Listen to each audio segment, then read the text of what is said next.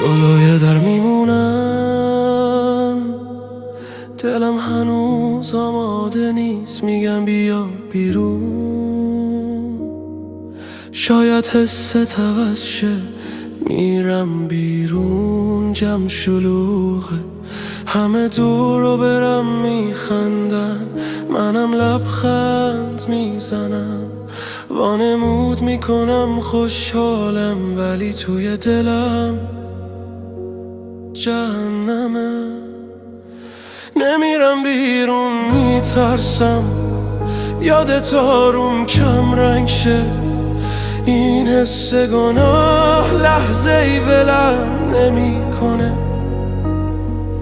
اگه حتی یه شب از اینجا برم، حس میکنم از خاطرت عقب میمونم. میخوام توی غمم بمونم، چون شادی شبیه خیانته. اگه این درد ازم جدا شه، حس میکنم از تو دور شدم. صداها بلندن، خنده ها زیاده، من وسط جمع گم شدم. حال خوبم و بازی میکنم، ولی از درون دارم میشکنم و میگردم خونه، نفس میکشم.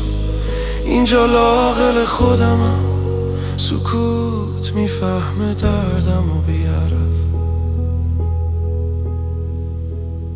نمیرم بیرون، میترسم یادت آروم کم رنگ شه.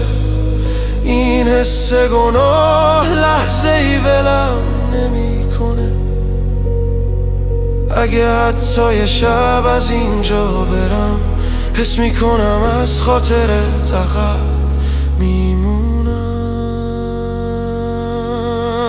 میخوام توی غمم بمونم، چون شادی شبیه خیانته. اگه این درد ازم جدا شه، حس میکنم از تو دور شدم.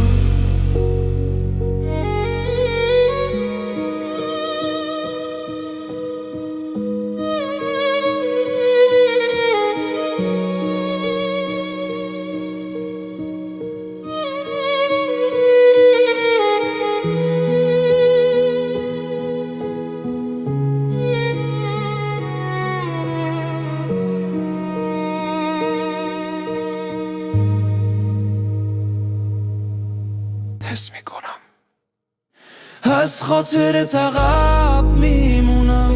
میخوام توی غمم بمونم، چون شادی شبیه خیانته. اگه این درد ازم جدا شه،